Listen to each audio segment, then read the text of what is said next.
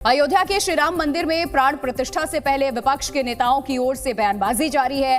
रामलला की प्राण प्रतिष्ठा के लिए भेजे जा रहे निमंत्रण पत्र पर जारी सियासत के बीच अब नीतीश कुमार की पार्टी जेडीयू के नेता ने बयान दिया है, जिस पर विवाद खड़ा हो गया।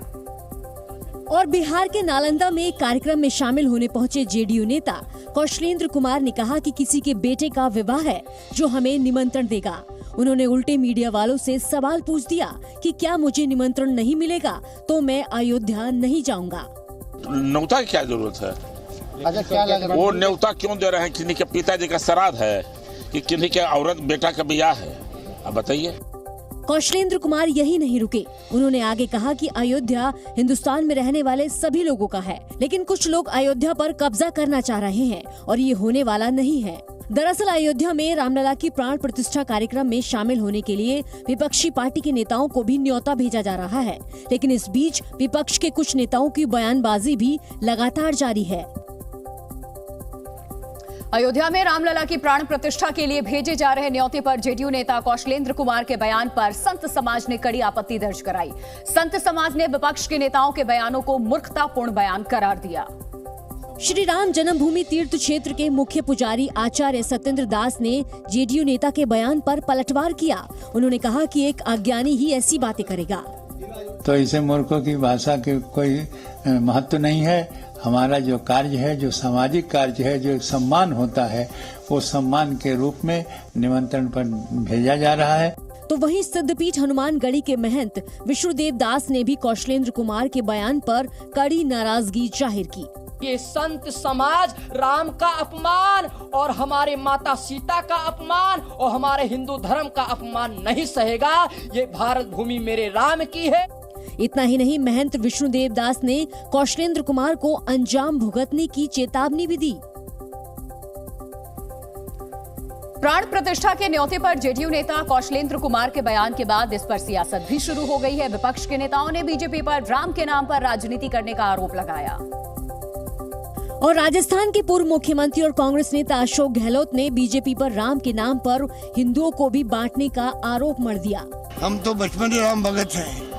हिंदुस्तान का हर हिंदू जो है वो राम भगत है। ये हिंदुओं में डिवाइड कर रहे हैं। हालांकि आरजेडी के नेता कौशलेंद्र कुमार के बयान पर प्रतिक्रिया देने से बचते नजर आए। ये उनकी भावना है, उन्होंने क्या कहा है हमने सुना नहीं है और किस संदर्भ में कहा है, इसका जवाब वो देंगे। तो वहीं महाराष्ट्र के मुख्यमंत्री एकनाथ शिंदे ने ऐसे बयान देने वाले विपक्षी नेताओं के कल्याण की कामना की।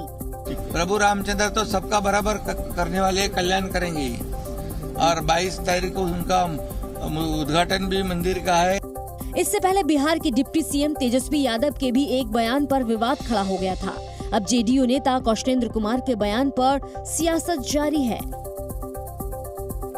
अयोध्या में 22 जनवरी को रामलला की प्राण प्रतिष्ठा के लिए तैयारियां जोरों पर है। विपक्ष के कई नेताओं को भी कार्यक्रम में शामिल होने के लिए न्योता भेजा जा रहा है, लेकिन शिवसेना उद्धव गुट के नेता उद्धव ठाकरे अयोध्या नहीं जाएंगे।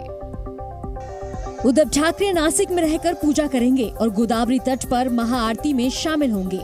इस दौरान उद्धव ठाकरे ने कहा कि जब भी उनका मन होगा वो अयोध्या जाएंगे। उन्होंने कहा कि अयोध्या में राम मंदिर का अभिषेक गर्व और स्वाभिमान की बात है। 22 जनवरी को उद्धव ठाकरे कालाराम मंदिर जाएंगे और शाम को गोदावरी नदी के तट पर महाआरती करेंगे। नासिक के पंचवटी इलाके में स्थित कालाराम मंदिर भगवान राम को समर्पित है।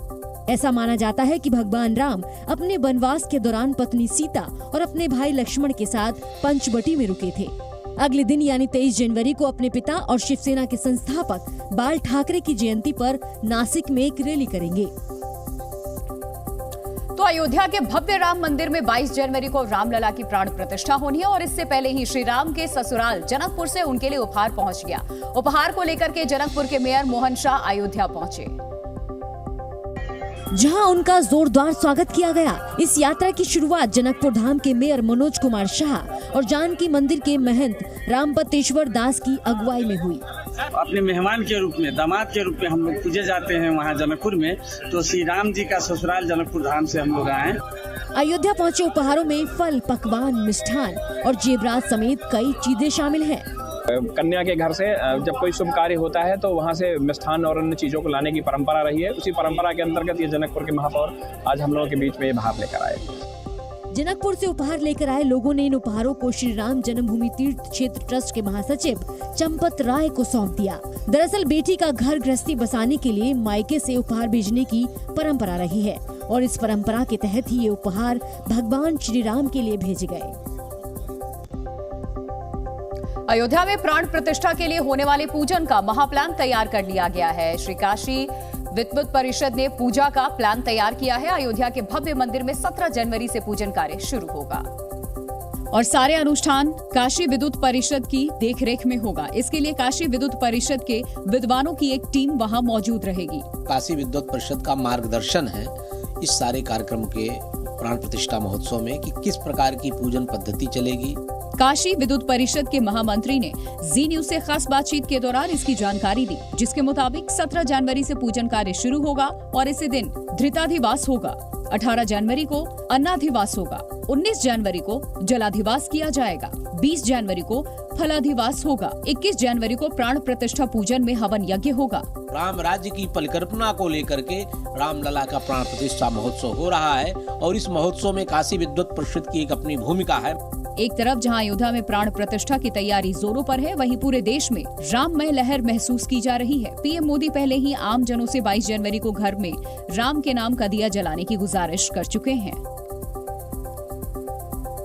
अयोध्या में राम मंदिर के उद्घाटन और प्राण प्रतिष्ठा की तारीख नजदीक आने के साथ ही उत्तर प्रदेश में मुरादाबाद में बने पीतल के राम मंदिर की मांग भी बढ़ती जा रही है। न केवल देश के अलग अलग जगहों से बल्कि विदेशों से भी खूब ऑर्डर मिल रहे हैं और दावा है कि पीतल नगरी के नाम से मशहूर मुरादाबाद के कारोबारियों के लिए राम मंदिर मॉडल के ऑर्डर की सप्लाई करना मुश्किल हो गया है। 22 जनवरी को राम मंदिर की प्राण प्रतिष्ठा का कार्यक्रम होने जा रहा है। ऐसे में मुरादाबाद के राम मंदिर जो पीतल के बने हुए राम मंदिर हैं, वो देश ही नहीं विदेशों में भी मांग में आ रहे हैं। वैसे तो मुरादाबाद में बने राम मंदिर के कई मॉडल की डिमांड है, लेकिन जिस मॉडल की सबसे ज्यादा डिमांड है वो है राम मंदिर के बगल में पीएम मोदी की प्रतिमा। वो मोदी जी के लिए ही है, तो वो कह रहे हैं सबसे ज्यादा क्रेडिट मोदी जी को जाना चाहिए इसका। तो राम मंदिर जो लोग गिफ्ट में स्मृति चिन्ह में दे रहे हैं, तो उसमें मोदी जी की स्टैचू लगा के दे रहे हैं। राम जी की स्टैचू तो लगा ही रहे हैं। मुरादाबाद में सिर्फ पीतल ही नहीं बल्कि लकड़ी पे बने राम मंदिर की भी खूब मांग है। 6 इंच से लेकर के 2 फीट ऊंचे राम मंदिर मॉडल की कीमत भी अलग अलग है। कारोबारी शोएब शमसी के मुताबिक उनके यहाँ राम मंदिर की कीमत 200 रुपए से 1 लाख तक है। अयोध्या में रामलला की प्राण प्रतिष्ठा कार्यक्रम को लेकर के जबरदस्त उत्साह है और यूपी सरकार इस मौके को ऐतिहासिक बनाने की पूरी तैयारी कर रही है। दरअसल बताया गया है कि राम मंदिर में रामलला की प्राण प्रतिष्ठा से पहले उत्तर प्रदेश सरकार अंतर्राष्ट्रीय पतंग महोत्सव का आयोजन करेगी। अयोध्या विकास प्राधिकरण ने उत्सव की तैयारी शुरू कर दी है और इस अंतर्राष्ट्रीय पतंग महोत्सव के 19 से 21 जनवरी के बीच होने की संभावना है। अधिकारियों के मुताबिक इस पतंग महोत्सव में देश और दुनिया भर के प्रसिद्ध पतंगबाजों को अपनी कला दिखाने का अवसर मिलेगा और इस उत्सव को भव्य बनाने के लिए देश और विदेश में आयोजित होने वाले विभिन्न पतंग महोत्सव से प्रेरणा ली जा रही है। इस पूरे आयोजन के लिए एडीए ने प्राइवेट एजेंसियों से आवेदन मांगा है। आवेदन मिलने के बाद पतंग महोत्सव के लिए एजेंसी का चयन 8 जनवरी तक कर लिया जाएगा। कार्यक्रम में 50 विशेष आमंत्रित लोगों के लिए एक वीवीआईपी लाउंज के साथ 750 लोगों के बैठने की व्यवस्था होगी। कार्यक्रम में शामिल होने वालों को बाजार से बने और अवधी व्यंजनों का स्वाद लेने का मौका भी मिलेगा।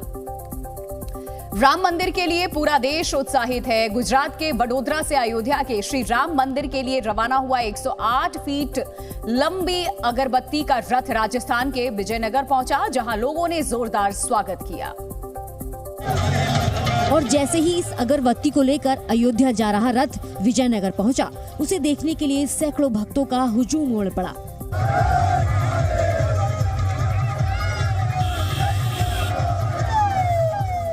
बताया गया कि रथ के आते ही लोगों ने ढोल नगाड़ों के साथ स्वागत किया। लोगों ने रथ पर फूल बरसाए और जय श्री राम के नारे भी लगाए।